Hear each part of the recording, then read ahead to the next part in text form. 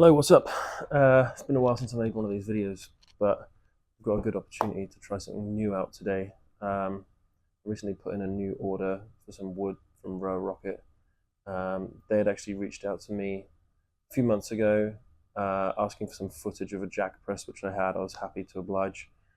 So they kind of did a air press kit versus jack press video.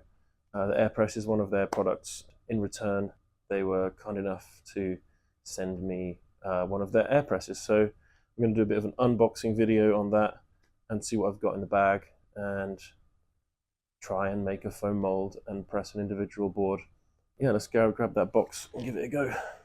I have some veneers in here.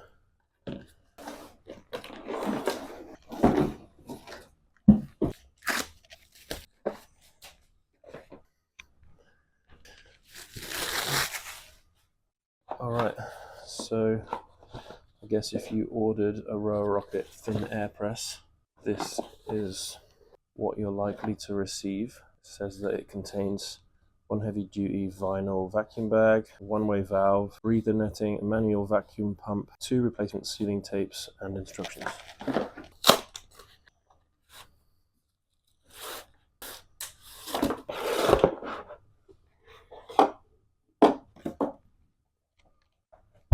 It's my instruction manual. So this looks like my meshing, like the breather meshing. Sealing tape, and then this is going to be the vacuum pump. It's the bag. Alright, so it's already got sealer tape on this end. Does feel pretty sturdy. Can't see this tearing easily. This is pretty big. What size did I get here? This is a 20 by 70 inch. I was informed by the Roarockit team that this is good to use on foam molds for skateboard sizes that are up to 4 inches deep, which is kind of what I've got. So yeah, I'm gonna make a mold first. I spoke to some of the folks on the Facebook DIY skateboard builders page, and some of them recommended getting this kind of pink foam. This is 2 inches thick, pretty dense. Came from Home Depot. It's about 60 bucks Canadian. And I've already chopped that into what will be my mold. So I just cut it into 34 by 11 inch squares or rectangles, glued them together, and at this point I've already put my rough-ish markings for my profile on here. I'm going to make, or hopefully going to make, a more old school kind of shape. Both of the molds I have right now, like street deck molds with like a mid-concave, relatively steep nose and tail. This being an old school board, I've kind of put markings on here for a 18-degree tail. It's got 15-inch wheelbase. If I was to make a 12-inch board, the concave would be at 3/4 of an inch. I'm gonna first start off with a 10-inch board from here, so the concave will be a little bit mellower than that.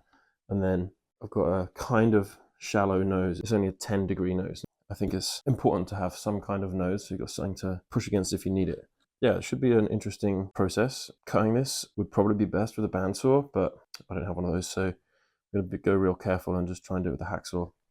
There's probably better ways to do it, but I'm finding things out as I go here. The real nice thing about this is I can make wider boards with this one. So the widest board I've made so far with my like 10-inch jack press molds is like 9 1/4. This one I'm going to be going up, making a 10 1/2, I think, for the first board is the template I've kind of roughed out. Yeah, let's go. Let's cut this out. Seems okay so far, but my saw is damaging the top surface. I might have to get in with this. Just have the saw blade loose and try and two-hand it.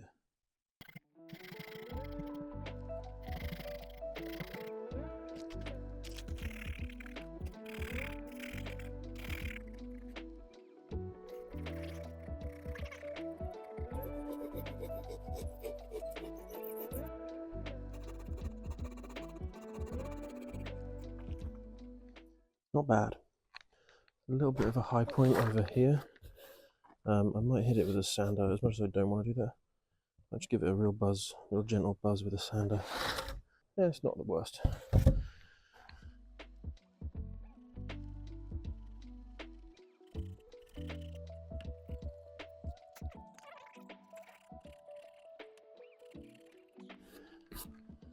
It's not too bad, not too bad. I feel like the concave cut's going to be a little bit harder.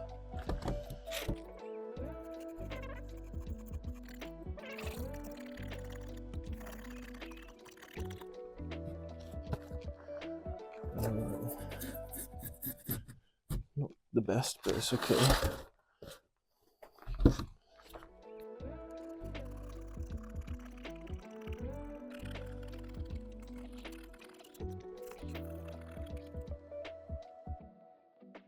All right, we have some indiscrepancies here and there, but not as bad as I thought it was going to be to cut. I thought it'd be much more of a nightmare. I'm going to get a block of wood and just sand it a touch. Okay, so I just gave this a very light sand after cutting it out. A little tip came up with along the way. This is nasty, but end of the roller grip tape stuck to a piece of off-cut wood. Really helpful for getting into some of those flat sections. Also, make sure you wear one of these. I didn't when I was cutting it, but this stuff seems pretty nasty, so be careful cutting it. Yeah, I'm just going to fully tape it, which I think will help work out a few of the kinks and so that the glue doesn't stick to it.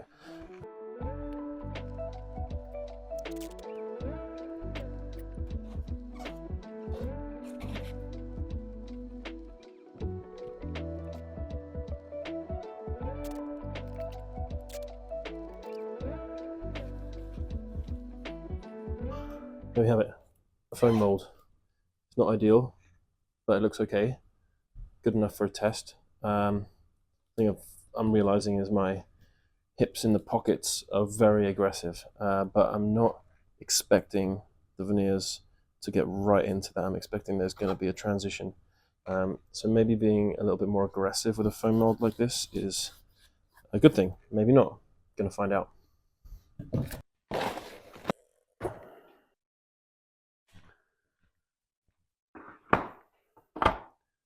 All right, against the recommendation of Roarockit's website and YouTube videos, I'm just going to get right in, glue up a board, put it in the back bag, see how it goes. Reason for that being, I'm using just rolled veneers that I don't care about.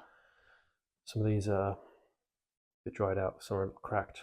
I think it's good enough for a test. These veneers weren't from Roarockit, just for the record. They were from a different source. I'm also just using some Type 1-2. I prefer to use Type 1-3, but again, for the purposes of this experiment,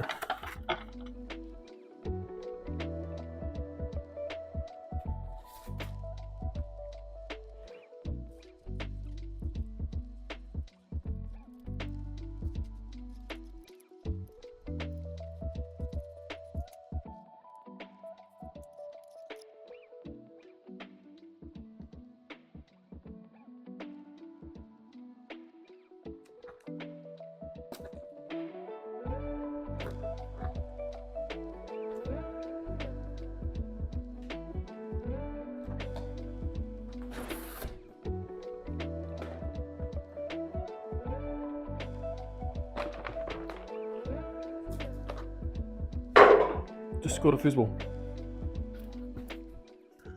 Right, so I guess the goal is just to get this thing in here easily as possible.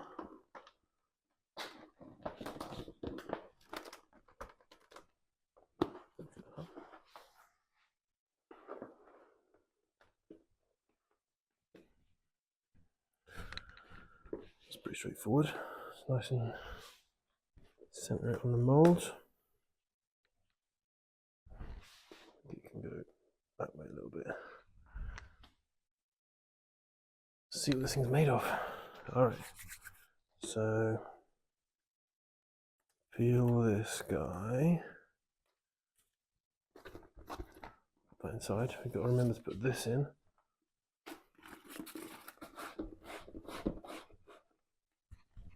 Should be good.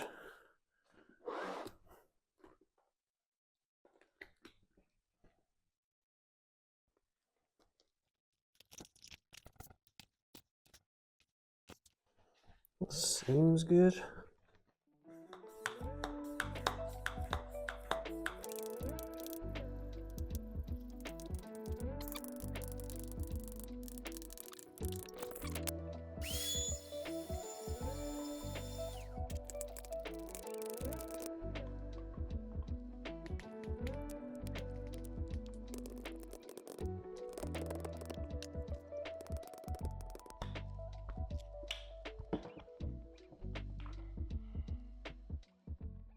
That in general was a pretty good experience. The vacuum was definitely necessary. Sealing this thing up was pretty easy. Don't see any issues with it. It still feels solid after 5 minutes or so. I did notice that I have a bit of bag pinching in my concaves, which I think I should have pulled it out a little bit sooner on in the process, but also, as I suspected, where I had some really aggressive concave ramps into the pocket of the board, I think that's just the bag sucking in where the board won't get into that deep aggressive transition from kicks into the middle of the board where the concave starts. So might be okay. I don't know if you can really see where I do have those cavities where the bag is sucked in, but we might be looking good here. So it's now been a day and a half or so since this has been in the vacuum bag. Everything's looking good. I checked the valve with the pump a few times. Couldn't get any more air out. Yeah, so I think we are good to attempt to take this out now. I've read that this sticky seal can be pretty tricky to get into.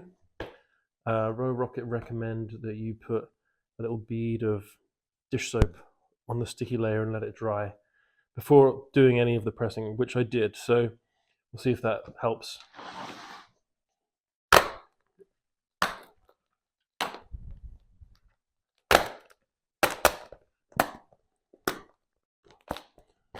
That was pretty chill.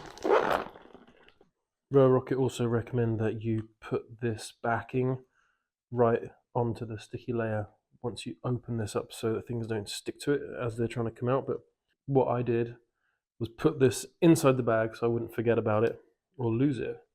But it has got a little bit of glue on it, which hopefully is just going to wipe off with this old rag. Looks like it's coming off.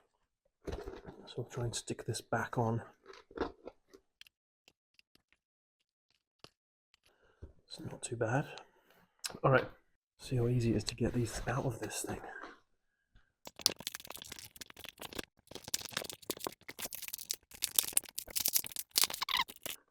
I'm going to try not to move the board from the mold because I have my center lines marked for the middle and the ends on the mold, and I want to transfer those onto the board when it's out.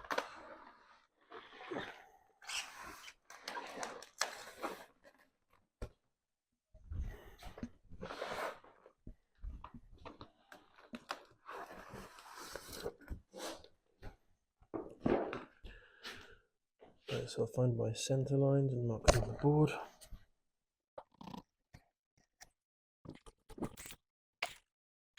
See if it stuck to the mold. It didn't stick to the mold. The tape worked really well. I'll get a look at this thing.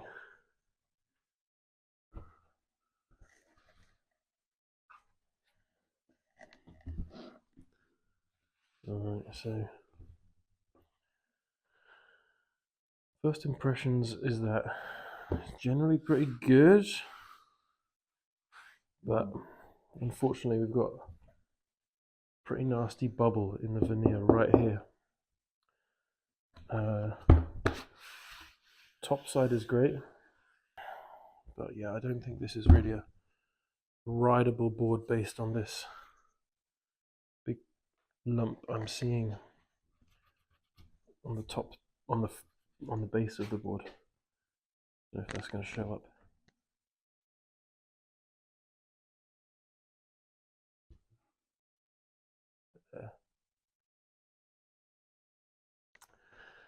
So not ideal, bit disappointing.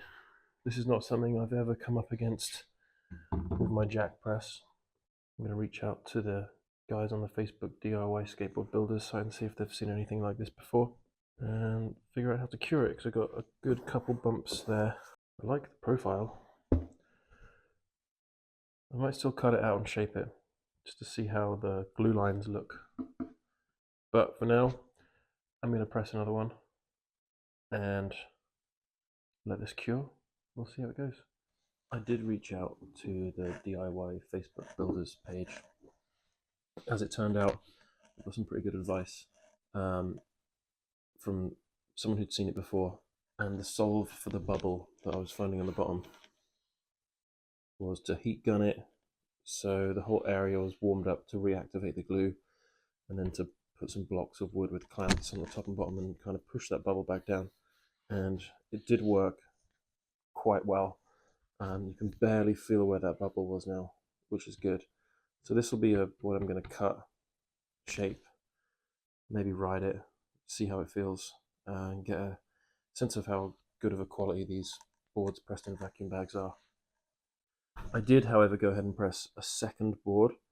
Unfortunately, the exact same thing happened, but on a way less dramatic scale. So the advice was to use less glue in my pressing process, which I did. I used probably about half, 2/3 of the glue I usually use with the jack press, but I did still get a very small bubble. It was less than half the size of the bubble from the previous one. So I've got that here. I didn't film the pressing of this board or anything like that because my phone screen smashed and I had that in the shop for a couple of days, so I was without a way of filming anything. But this one came out of the vac bag, had a very, very slight bubble.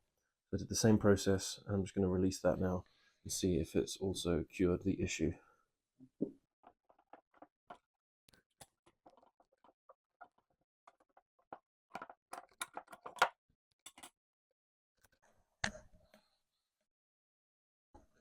Oh yeah, absolutely no sign of a bubble there now. That one's feeling good. This will likely be the one I'm going to cut and shape in the next part of this video. I'm going to work on a new template. Now I've got these slightly wider blanks. So that's probably going to be the next video I do in this series of like Roarockit vac bag experiments. This one needs a little while to cure, so I'm going to get into making that template next. I feel like now is as good a time as ever to share some initial thoughts on the Roarockit Thin Airpress. The things I like about it so far are that it's really lightweight, mobile, easy to store. The cost is considerably less than investing in a big steel frame jack press with CNC male and female molds. I think I kind of costed it out. I didn't pay for the vac bag, but if you did, with the things you saw in this video, such as like a pack of veneers, glue, a way of rolling that glue, specifically the glue roller I have, the foam for a mold, like a basic saw and tape just to get you started if you don't have that stuff. It was about $412. So it's quite a lot of money still to invest if making your own skateboards is a desirable hobby to you. But a big steel frame jack press could be 2 or 3 times more expensive than that, considering you still don't really have like the kit, like the veneer kit, rollers and all that kind of stuff. So this isn't like by any means a very cheap hobby, but this is a way more accessible way to get into it if there's something you're looking to do. It was really fun to work with, not too difficult at all, very easy, simple steps, good instructions. I thought the pressure that the board had applied to it was really good, much better than I was anticipating. So yeah, I think I'd highly recommend this kit if it's something you're looking to do in terms of getting into making boards. Stuff that I didn't like so far is working with the foam is a bit nasty. It's not necessarily a really good environmental product. It's kind of hard to be more accurate. But again, like how you're molding within a vac bag could be different. There's different ways of building that mold. It could be a wooden mold, it could be a concrete mold, it could be a 3D printed mold. That might be a lot more of an accurate way to do it. I didn't love experiencing that like bubble situation with that top ply on the veneer. I think the reason for that is because I'm used to adding more glue in my jack press. In the jack press, the pressure is just on a vertical y-axis, whereas in a vac bag, that pressure is coming from all of the angles in like a three-dimensional 360-degree space. So that glue doesn't have anywhere to go. In the jack press, the glue comes and squeezes out the sides, and there's nowhere for the veneers to bubble up inside those two male-female molds. Whereas with this, that glue is kind of being forced into the wood rather than out of it. So that's probably why that's happening. That just needs a bit more practice, I think, on my part. These boards are not where I'd want them to be if I was going to sell them. Part of the investment of having a jack press is that there's a lot of money laid out to build that jack press. So selling boards for me is a way to keep doing it and buy more wood, buy more glue. And I feel like with a jack press, you can scale it, you can press more, you can press quickly, you can put multiple boards in a stack. And the consistency so far feels a lot more solid. But again, that just might mean that I need to practice more with this vac bag. Generally, that was a really good experience. I enjoyed using it. I do think it's a really great product. I just need to practice with it more. And yeah, hopefully if you're thinking about getting one, then you'll have a good experience. Hopefully some of my notes on like the glue amounts is helpful and you don't get bubbles like what I got. Just use less glue than you think you're going to need. And yeah, thanks for watching. I'll be back with a part 2 on cutting out a template for these boards. Then I'll probably make another video printing them, and that will kind of end this series of Roarockit vac bag experiments. Yeah, thanks for watching. Have a good one.